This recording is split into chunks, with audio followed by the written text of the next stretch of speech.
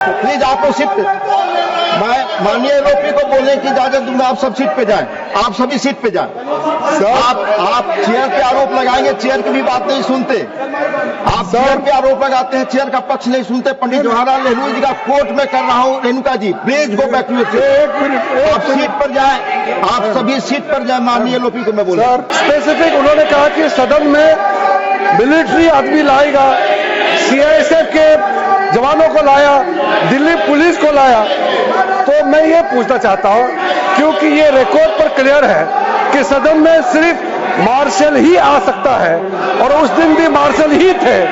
तो leader of opposition ने जो मिसलीड किया और यहाँ गलत तथ्य यहाँ सामने में रखा, आपको भी पत्र लिखा है।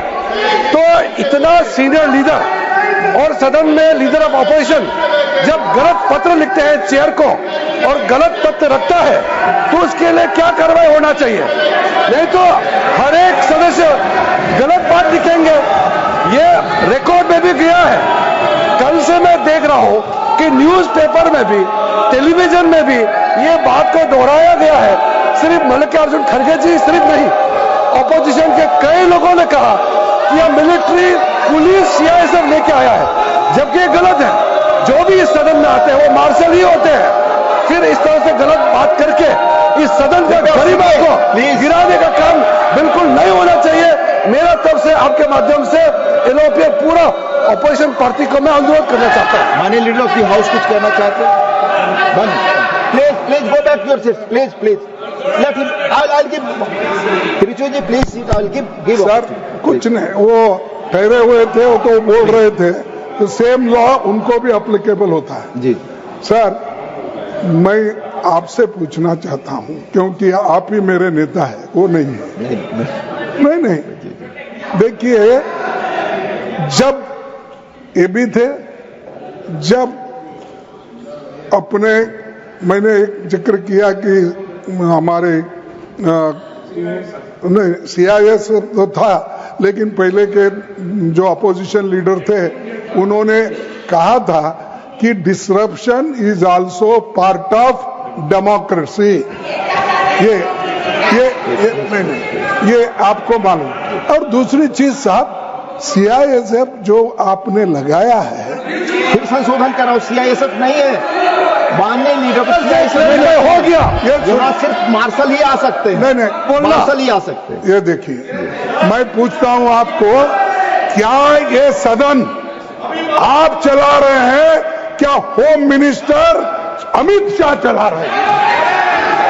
ये गलत आरोप है। कौन चला रहे हैं? गलत आरोप है, क्योंकि उनका माननीय लीडर ऑफ द हाउस, आपने बोला माननीय लीडर ऑफ द हाउस, आपकी बात रिकॉर्ड कर लो। आपकी बात बैठ जाइए। आप माननीय leader of the house please, आप बोले।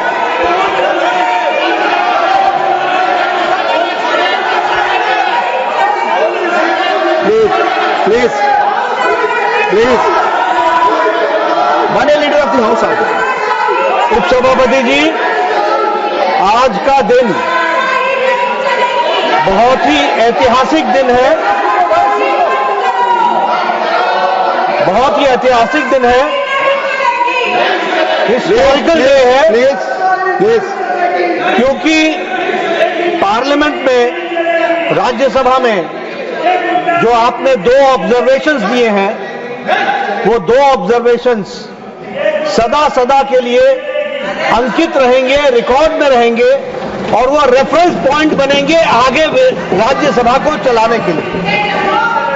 आपने आज अपनी रूलिंग के माध्यम से दूध का दूध और पानी का पानी किया। आपने क्लियरली ये बताया कि आपने अरे सच्चाई सुनने की ताकत नहीं होती तो यही शब्द निकलते हैं। आप बोलो।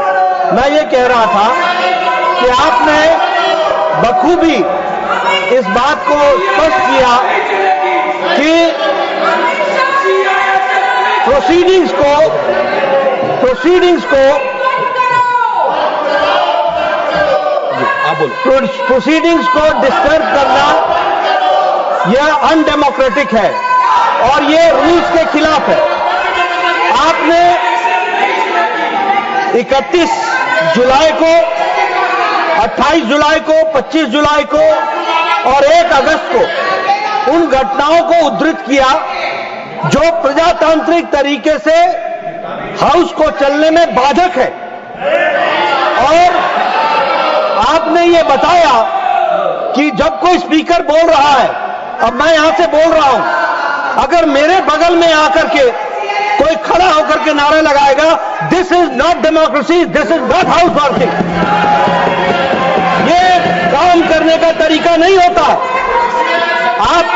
मैंने कई बार कहा, ओ मैडम जी सुन लीजिए, मैंने इन लोगों को कई बार कहा, 40 साल से ज्यादा ऑपोजिशन में रहा हूं, कुछ मेरे से ट्यूशन ले लो, मैं बता दूंगा ऑपोजिशन कैसे करना आता है।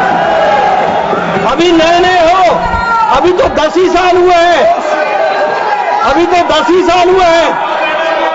30-40 साल रहना है, मेरे से ट्यूशन ले लो, मैं बताऊंगा आपको ऑपोजिशन कैसे होती है।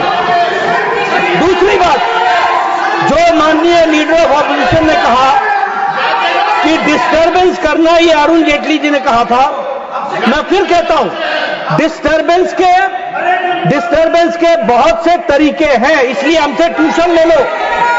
लेकिन इन डेमोक्रेसी अगर आप लाठी भांजे और आपकी लाठी मेरे नाक को लगे, तो your democracy ends where my nose starts, that you have to understand.